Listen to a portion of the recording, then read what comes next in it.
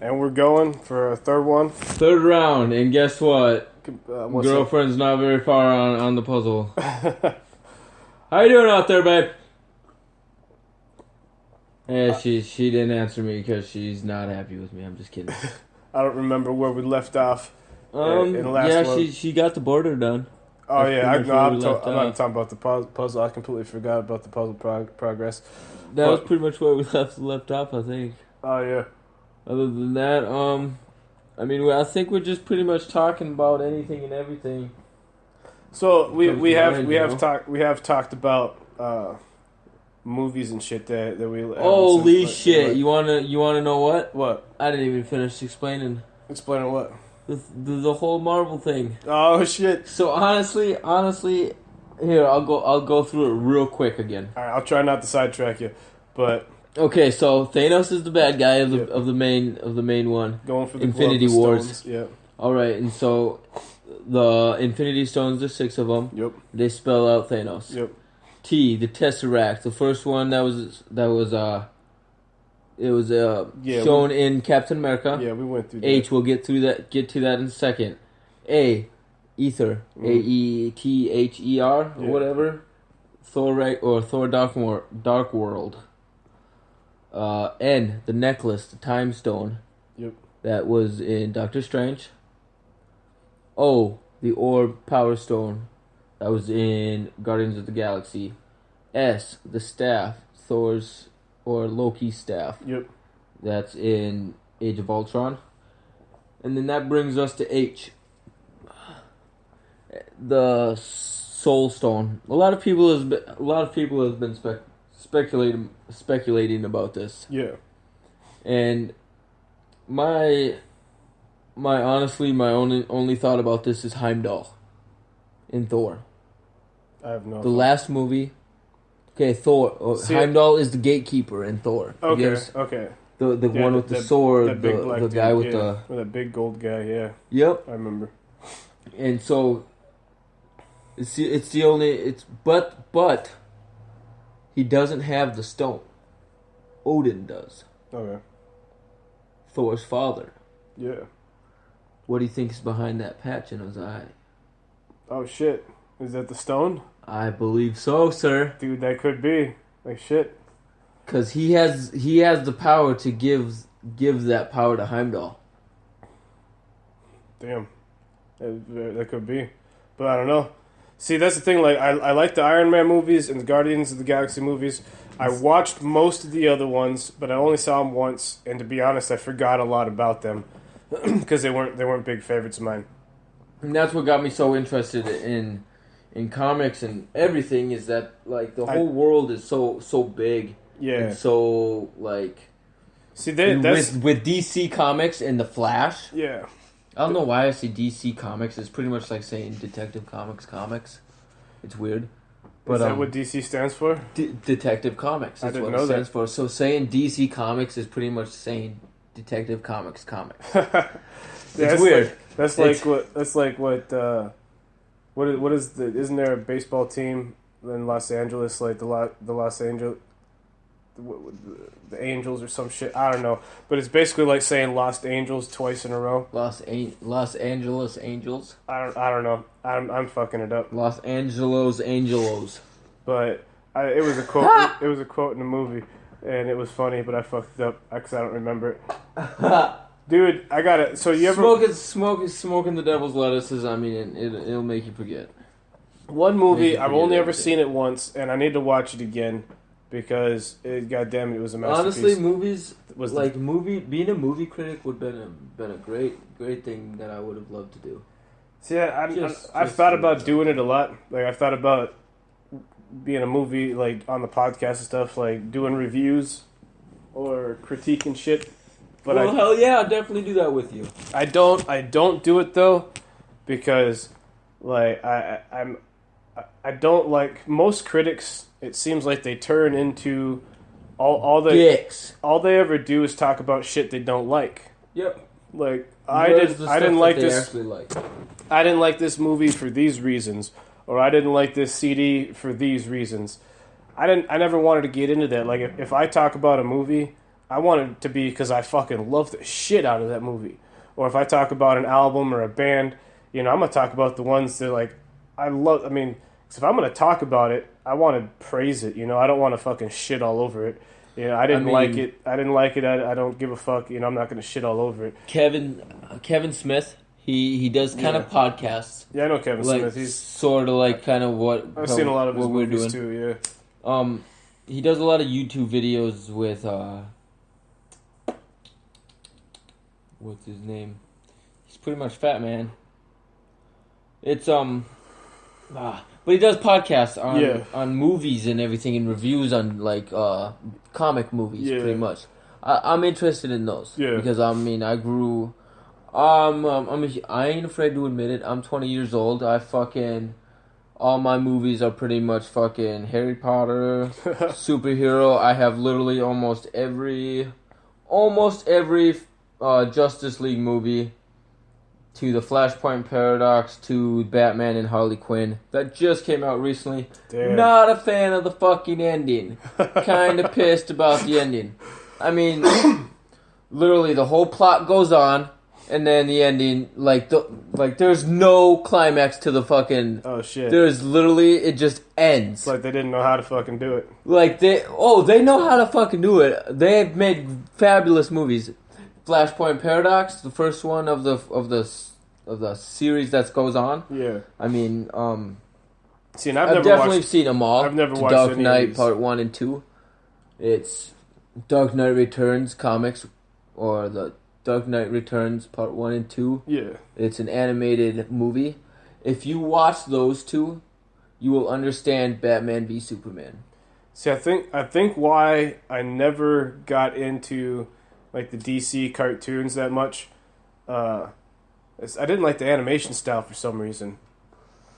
And I love the classics. And I don't know why. Like I would watch the Spider-Man show after school or whatever. And I just watched it because it was on. I didn't have any other options really, but I never really got into them that much. I like more. I'm more into the fucking the movies, the regular movies, and now that the live action and everything. Like if I watch animation, I don't know. I like anime a lot, and a lot of those. I just got done with Tokyo Ghoul.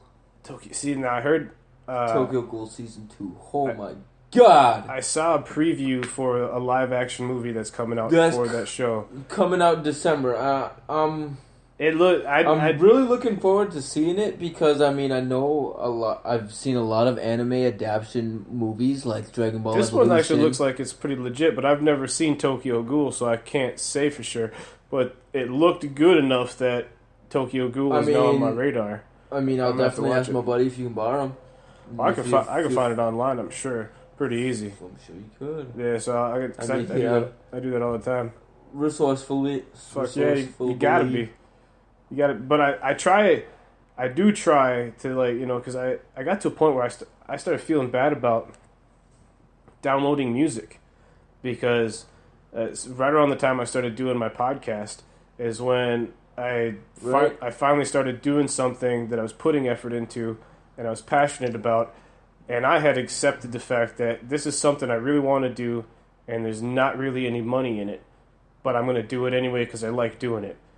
And so the people that are actually making music for movies and stuff for a living, and those people, I get it. Those people are putting their same hearts and soul for the most part. If it's good music, if they're really passionate about what they do, I want to try. I can't always afford to buy their album. So that's why I went and I was subscribed to Pandora. I pay for the $10 subscription. And the artists don't make a lot of money off of that. But at the same time, it's morally cool, in my opinion, because that's why Taylor Swift doesn't have her music on Spotify. Right? Like, the artist, at some level, whoever owns the music is giving consent for people to listen to it on Pandora. So even though you're not really paying for it, the people who own it are cool with it. So there's, it's not right. And if you really like something, go fucking buy it. But if you go and illegally download something like off of like a third party server, then it's literally Pandora for music is literally the same thing as Netflix for movies and shit. You're not buying the movie, to own and keep forever, but you're paying for the experience to watch it. Even like on music as well on SoundCloud. Just recently I'm a big SoundCloud person because I'm a big EDM fan. See, electric dance music. This is when we first met. I blew your mind with this kind of music. Well, see, I had already been into it. Like one of my old roommates, he's the one that got me into electronic music a lot. And I haven't listened to it in a long time. But, I used to listen to a lot of that shit. A lot of the EDM channels on YouTube. I used to, like, Le Castlevania was probably one of my favorite producers. But I like less traditional beats, because it can get pretty boring when people are doing the same. Like, I got bored of dubstep real fast. After about a year and a half, 2 years listening to dubstep, I got bored of shit. And this is the thing about EDM, too, is that I'm actually going to a concert on October 13th. Sweet. One of my all-time favorite. He's even younger than I am. Oh, shit. Slushii. Never heard of him. I mean, holy fuck. You'll have to link me some shit. He turned 18 and he played in front of thousands. You'll have to link me something on Facebook. And, I mean, I think I've actually sent you a link to some of his music. You might have. It's been a while. Yeah, it has, actually. But yeah, and his music, it's, at my age, I guess, and being through, when I was going through a tough time in life and everything, his music kind of just turned me around. I mean, It's not your traditional music whatsoever. There's barely lyrics in it. Yeah. But it's music. I consider music the universal language because you can holy fuck, yes. You can be 13, white American male, and listen to something and have an emotional understanding of that piece of music, or you could be a 13-year-old kid in North Korea hearing it for the very first time in their life, but they can still reach a similar experience without ever saying a single word. And so it's like, music doesn't have to have lyrics and shit. And also, too, is that, I mean, this goes back to when we first met and everything, that time in my life and everything. My music was literally my anchor in life. I've definitely been there 100%. And when I got shown by my buddy that this kind of music, it literally, like I said earlier, when I smoked ganja, there's like Sensei Mike Guy. Yeah. There's gates that I open. Yep. And music like opens certain gates for me. Yep. And with another person, like they can experience a totally different vibe and 100%. totally different experience and bring them to a totally different memory in their life. I'm 100%. And that's why music is such a big, important, and big influence in my life. I feel exactly the same way, and I don't talk about it on the podcast that much because I just haven't gotten to it yet. But you said music was your anchor, and for me, 3 things during the worst times in my life that I can remember, especially in recent history, for me, it was music, podcasts, other people's podcasts, and audiobooks. Because I've always been a reader. I've always loved books. I love where they take me. I love what they can do. You can't get certain things like that in movies and shit like that. It's an immersive experience and takes you on a complete journey. But I just never made time to read, so I switched to audiobooks. And it's like I'll listen to a new book every week. It's crazy, if I want to. Sometimes I don't take the time to do it. But those 3 things were what kept me from losing my mind, at my worst times. And that's a big reason. A big reason why I wanted to start doing the podcast, because I wanted to be able to kind of, I don't know, in some way offer that back. Kind of pay back a little bit to something that was an anchor for me, something I could turn to that helped me through a lot of that shit. And if I could ever get to that point in my podcast, that'd be fucking awesome. And that's why, me and my girlfriend's been along my side for probably 2, almost 3 years now. Oh, yeah. And just recently, I went through probably one of the hardest times of my life. I mean, it wasn't recently, but I mean, it was about a year ago. And this artist, Slushii, he's younger than I am, but his music, the way he he's an EDM artist. So he produced music totally different than everybody else. And it's not like your traditional band music or like heavy metal or rock or even hip hop. It's different tones, it's different levels. He's apparently striking a chord. He's probably striking a chord with a lot of people if he's as popular. Oh, I mean so he's found something unique. Well, he's mentored by one of the biggest artists in EDM, and he would honestly be my second favorite artist, Marshmello. It's some of the sweetest of sweets. I think I've actually heard of him, but I don't know if I've ever listened to it. Honestly, when I first met, I think I pushed Marshmello on you pretty hard. You might have. I think I did because some of his songs I was actually really influenced at the time.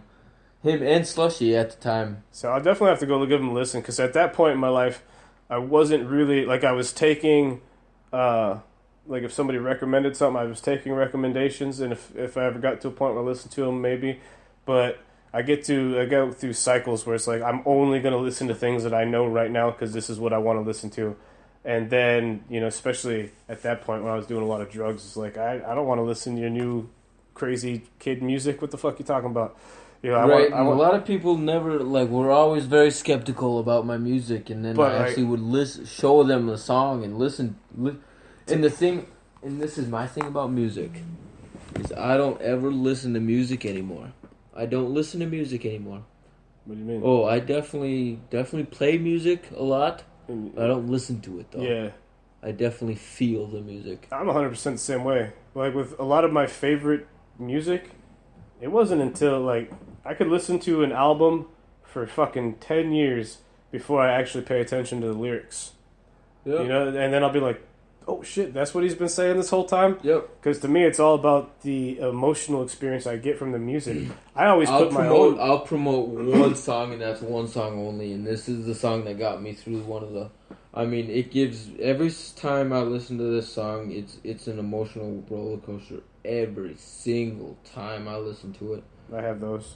And he's actually playing at Lost Lands right now. Illenium. One of my favorite artists as well. Afterlife. Okay. Holy fuck! I'll play it to you after we're done with the podcast or whatever, and I'll show you it. Listen, if you're listening to this podcast, give that song a listen. Illenium, Illenium. Illenium, Afterlife. I'll definitely have to check that. It's definitely one song that's... If you just listen to the lyrics and you don't listen to the lyrics and feel the beat. See, for me, I always had my friend Chris introduce me to a lot of electronic. He's the one that initially, he was the guy. He always listened to electronic stuff. He listened to a lot of rap in high school and stuff. He loved Wu-Tang Clan, and he went the electronic route at a very early stage, where I went more hard rock and metal. But we were able to introduce each other. I could send him a link of my shit and, the right song with the right band. I'd send him one, and he had enough interest in rock and metal that, I could find him shit that he appreciated, and vice versa. I had enough interest in electronic music, but I had no idea where to start, and he would hit me up with some shit, and I'd be like, you know what, I like this, I'm going to listen to more. But I didn't really fall in love with electronic music until I did drugs, though. And that's the thing. I mean, I've seen your post, I've heard your podcast, and I mean, I know you promote it, or not technically promote it, but I mean, I know your experiences of it have been positive, very positive. About what? Psychedelic drugs and everything. Psychedelic drugs for sure. I mean, honestly, one thing I've never done, one thing I want to try, not gonna lie, is shrooms. I mean, I 100% support that. We were just talking about this outside. I think Johnny Depp didn't even get high. I mean, I kind of read into it a little bit. Johnny Depp didn't get hired until he started taking shrooms. his acting career didn't take off until he didn't start taking. That doesn't surprise me because I know he's done a lot of shit, especially look at the films he's made. Yeah, well, and I saw a thing on YouTube the other day where he was kind of talking about his youth a little bit, and he openly admitted that he had been doing drugs since like age 12 or something like that. So it would make a lot of sense that at an early age he does a very powerful psychedelic, and it completely changes his outlook on acting and what he wants to do with it. And I highly recommend, and this is kind of a slippery slope with some things because I have done a lot of drugs that were really shitty and it put me on shitty paths for a while, and it took a really long time to alter that, which is very possible to do. Anybody can fucking do it. You know, you just do it when... I mean, look at what we were a year ago. I'm not gonna lie. Exactly. I think I quit. I did a podcast about it in early September. Like a year September was the last time I fucking smoked meth, and I talked about that. But I've still done acid once since then, and I've done mushrooms once since then, and I'll still smoke weed on a fairly often occasion when I can afford it, and then every now and then I'll drink, and that's it. but still, I forget where I was going with that. I've struggled with some things that I would never in a million years recommend anybody do. I don't think that you should ever I don't think you should ever smoke meth every single day for 7 or 8 months. That's not something. Ever. Don't ever try it. Yeah, that was not something that I would ever recommend, and it fucking sucked. You know, just turning away from that because it's a difficult path to just alter right away, or all of a sudden.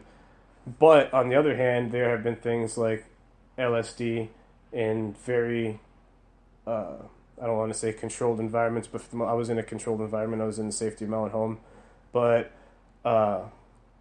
you're not taking it recreationally. Like, you take LSD once, and you should spend the next 3 fucking months thinking about everything that happened, because there's a lot going on in that trip, and it's going to take you 3 months to unpack it and learn what it was trying to tell you. And people doing that shit every single weekend, you lose that, man.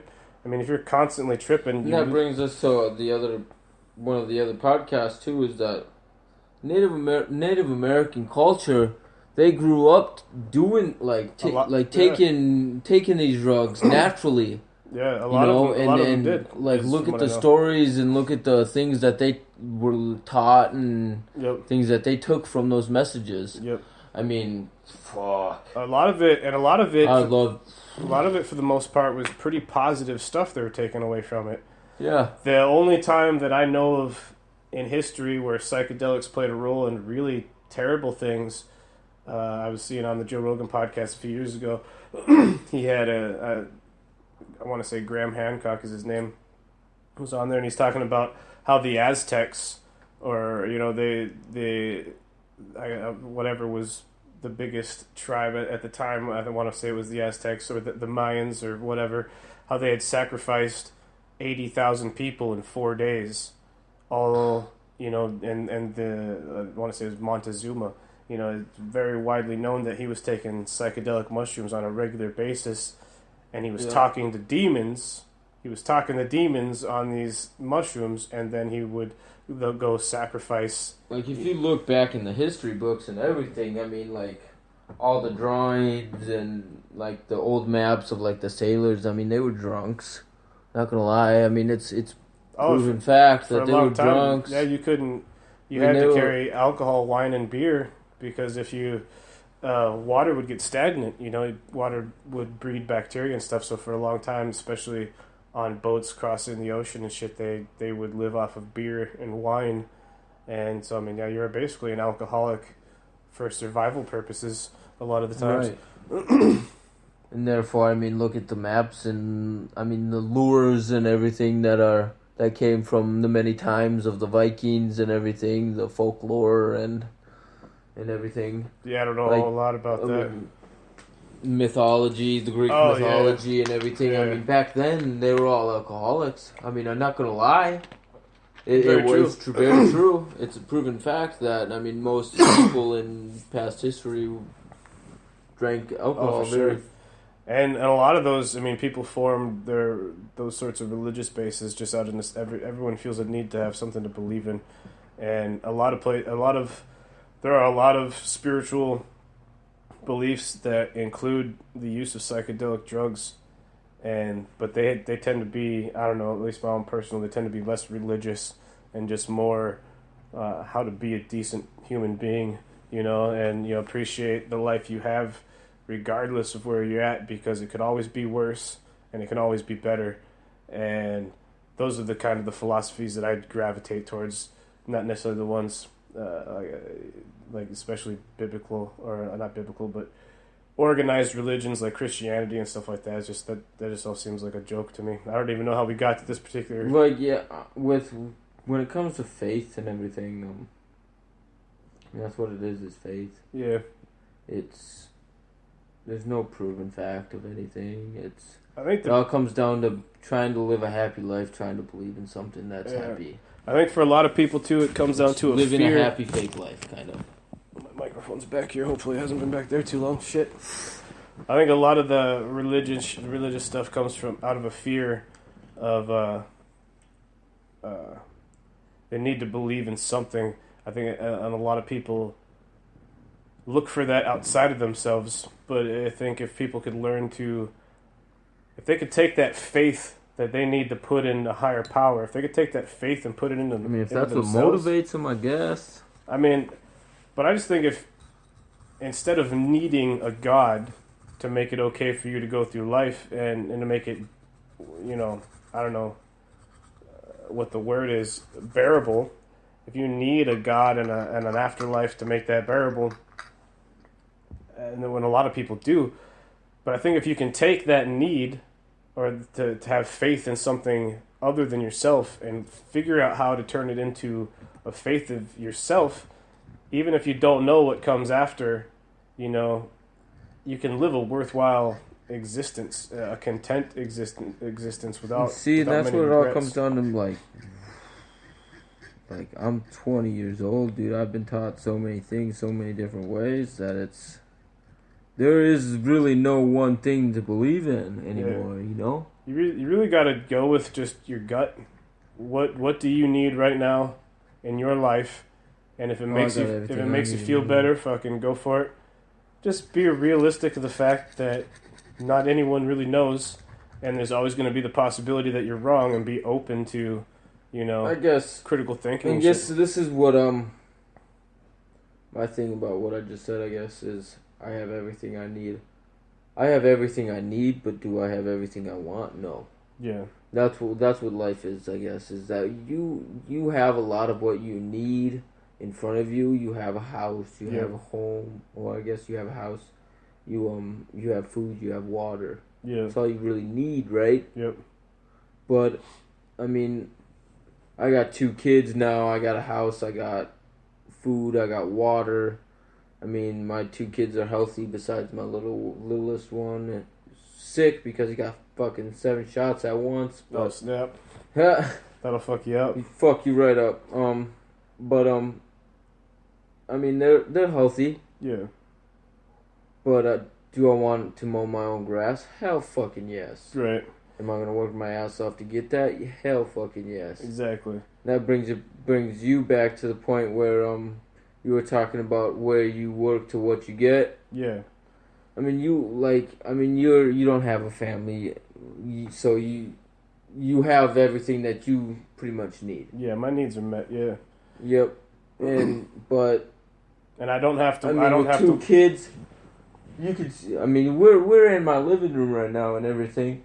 I got a fucking toy shelf right here and small ass little TV right there. I don't even have a TV. But what do I have? Can I mow my own grass and everything outside? Fuck no. Right. Yeah. When I actually was over at my grandma's house last week and I mowed her grass for her. First time I ever mowed grass in my whole entire life. Really? My allergies get really bad and my fucking throat will swell up. Oh shit. I can't see for like a day and a half. Dude, that sucks. Yeah, it's actually pretty bad. And so put a bag on it and sealed it shut pretty good, and mowed lawn for the very first time, and it felt fucking fabulous. Dude, like, and I'll tell you right now, to thrive, to mow your own lawn, do it. Yeah. Thrive to mow your own lawn. Feel that relaxation to mow your own lawn. I mean, I think people, there's something to be appreciated too in the fact, and I think a lot of people completely miss this in life. There's something to be appreciated in the fact that you can mow your own lawn. Right. You know, people grow up in this country and they're used to a certain standard of living, and they completely take for granted that there are people all over the world who will never be able to experience the sensation of mowing their own lawn and what that means. You know, and I think if you can find those moments, those things within those moments. And I honestly pity the people that, like, regret mowing, like, hate mowing their own lawn. Like, I can't lie, I don't love mowing, but, like, if I got a ride mower, I like to mow. If I got to push the... I don't think anybody likes to mow. I don't think anybody likes to put in work. Yeah, well, there are days... Honestly, there is not a lot of people that like to do work at anything. 100%, I completely agree. But the satisfaction you feel once you're done, and once you can stand down your street and look at your again, beautiful... I don't know why. You savage. But no, I completely agree, because I have felt that satisfaction after, you know, mowing a lawn and shit like that. Doing it, like, just finishing anything is the satisfaction of looking at it and being able to say, I did that. Yep. I've learned that there's no greater thing in doing that. And then having 2 kids as well. Yeah. I mean, it's always going to be that's what I taught them. Look, this is, or it's be. Sometimes it's even, oh shit, I accidentally taught them that. Right. Exactly. My little girl, she'll fucking swear left and right. That's my bad. I'm sorry. I have a hard time not swearing, man. That's my fault. I swear in front of her all the time, and I'm man enough to say that I swear in front of her all the goddamn time. I apologize. I usually think about it after the fact, but I don't spend a ton of time around kids, so I forget. Usually around my niece and nephew, but at the same time, my brother... you know, he's their dad. He swears like a fucking sailor. Anyway, we all do. We all grew up in a house where, you know, like, we were swearing. I remember my dad letting me drop F-bombs at like 12, 13 years old, just two men in a conversation, you know? Right, my mom didn't care that I swore until I actually had kids. Like, what the fuck, Mom? Right? Like, now that I have kids, you actually give a shit? Or now that you got a little one, you're a littler one than me? I mean... Me and my little brother were 17 years apart. My mom started fucking right over.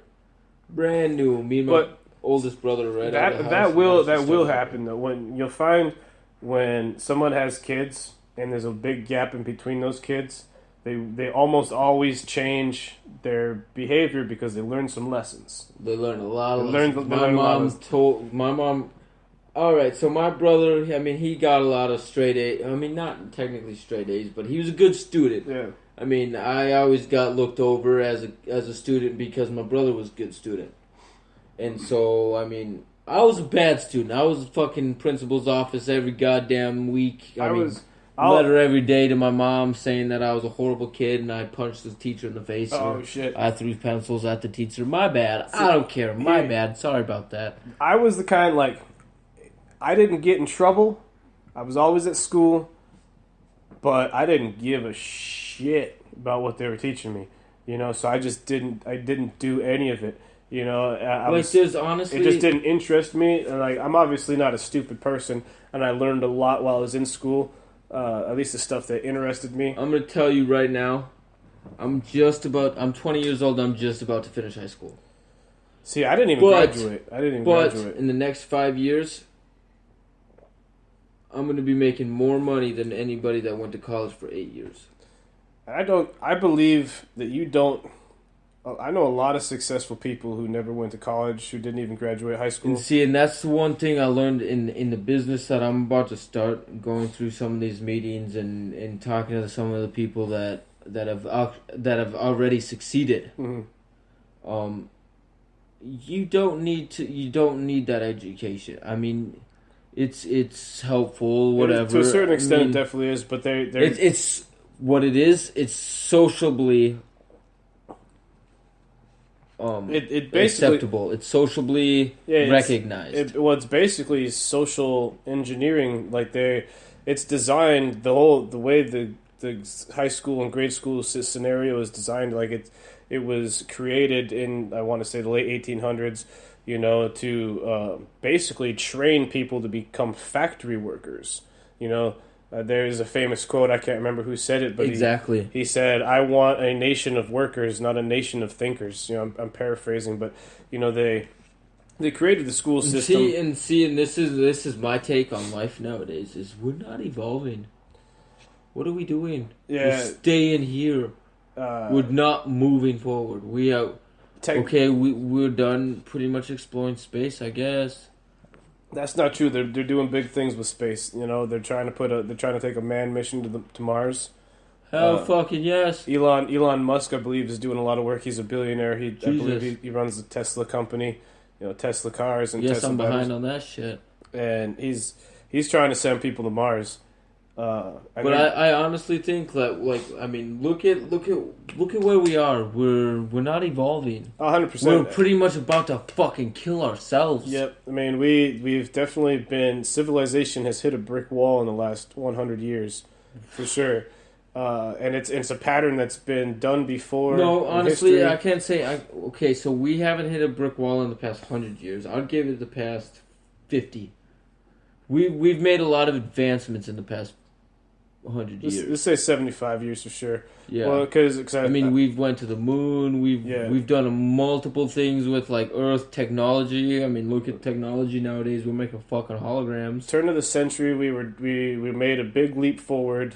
But now we're like in manufacturing and engineering and shit, and then we made the nuclear bomb, and then we had nuclear power, and then. Then we put people on the moon like 20 years later. And then things have just every decade, every year, every minute, technology is just getting bigger. Like, I might just be stoned or what, but this just came into my mind. All right, so the only way the whole technology, like to Terminator. Have you ever seen the Terminator series? The what? Yes, Terminator. One of my favorites, actually. Only way that's gonna happen is the path we're going on right now. What we're pretty much going to do is we're going to pretty much drive ourselves mad. We're going to try to kill each other. Yep. All right, so what are we going to do? We're going to try to turn ourselves into technology. Yep. We're going to try to turn ourselves into robotics. That's basically our next evolution. And so what is that going to happen? We're going to turn ourselves into AIs. Yep. Automated shit. The path that we're going to basically...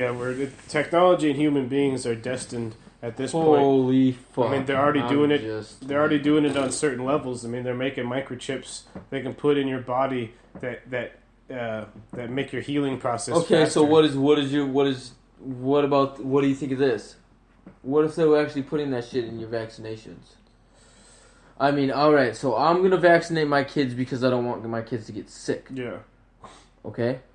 But I also have this in the back of my mind. What if the government's putting actual shit in my kids' vaccinations, like microchips, to where if like something went wrong, they could fucking flick a switch, turn my kid into a fucking robot. There's always that possibility, and I used to go down the conspiracy theory path way a lot. I used to do it a lot, but you know, especially in the last 2 years, you know, I've strayed away from a lot of it because I'm at a point now where it's like, I mean, with my kids just getting their vaccinations just last week, you know. But I mean, like, just this week, there are decades, if not more, of scientific evidence that backs up vaccinations. And now if it protects my kids, but who actually backs up those? Who actually backs up those reports?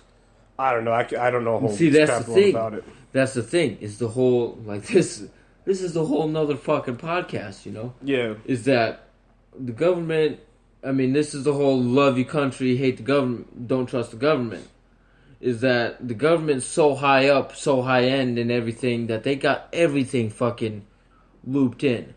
Yeah. Like Marvel does in the fucking past 10 years. I do think everything's planned out. Everything's so organized and so fucking tied in there. I used to believe that 100%, but the older I get, the more I realize that there is a lot of shit going on, but the government's not as organized as I used to think they were.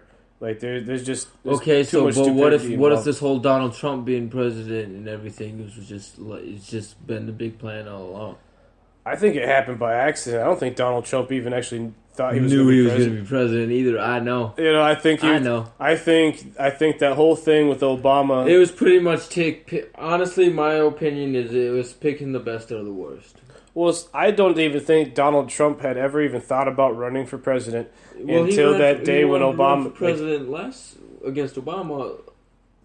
I don't think he'd ever run for president before. In that 2016, like there was, all I know is there was, like some thing, and Obama was giving his speech, and Donald Trump was in the crowd, and Obama said something along the lines of. Obama pretty much dissed Donald Trump, so Donald Trump said he was going to become president. Basically, because Obama said something. That's what it was. Obama said something along the lines of, "I'm one thing you will never be, and that's the president of the United States of America." And I think Donald Trump was like, "Fuck you, buddy. I'm about to run for president." And I don't think he ever expected it to go as far as it did, but now he's got to run with it. But this is my point of view, too, is that Trump's a businessman. Yeah. He's going to think of America as a business, and that's what we need with it being so much in debt and owing so many countries so much. Once we get out of debt, we will be the best country. You want to know why? Because we will not be going farther behind. We will go further. Like my main issue, if I'm going to think about it, with having a businessman as a president, is my thing is he making these choices for the average American, or is he making these business choices for the benefit of the average businessman? And the average businessman has a shitload more money than I do. Not the average businessman, but I'm talking the billionaires. Like, is he running the country for the American people, or is he running the country for the billionaires? And that's where I find myself confused. Okay, so many people argue that. Okay, so we got about 2 minutes. We got about 2 minutes, and so I'll wrap this up quickly. Trump's been bankrupt how many times? People can argue that how many times, but this is my argument back. Okay, he's been bankrupt how many times, but how many times has he gotten out of it? For sure. He is a businessman. He will get us out of this debt. He will get... You want to know why? Because he's not trying to get all the immigrants out. He's trying to get the illegal ones, the ones that came in illegally. Or if you want to come in our country, come in legally. So now you're dropping some heavy bombs that I don't have enough time to. I know you're a big heavy hitter on these topics. But so it's like we'll have to save that for another one. Well, yeah, you're definitely gonna have to come over next weekend, and we're gonna have to do another special for you guys. Yeah, I usually have Thursday through Saturday off, unless I talk them into letting me work. So I'm pretty sure the other closer just quit, and fuck that guy. I'm pretty sure that they're all really mad that I'm not there to cover it. But it's like, I had to do my thing. It's not my responsibility when other people can't come and do their shit. That falls on them to figure out, not necessarily me. But on that note, I just want to fucking put in that usual self-promo shit. If you like the show, go to my Facebook page and give it a like and follow. Possibly Insane Podcast. You can find it on YouTube. Subscribe to that shit if you want. And you can get me on Twitter, Positively IPC. Add me as a friend on Facebook. His name is Thomas Kottschade. Yep. You'll probably not know how to spell that name. I was just gonna say good luck spelling it. Will tag me in the podcast. Yeah, I'll tag him in the shit. Yeah. Well, I mean, it was great talking to you guys. I'll definitely be back. Yeah, we'll do it again. Kev will love to have me. For sure. It was an amazing time. So let's get it again. Peace.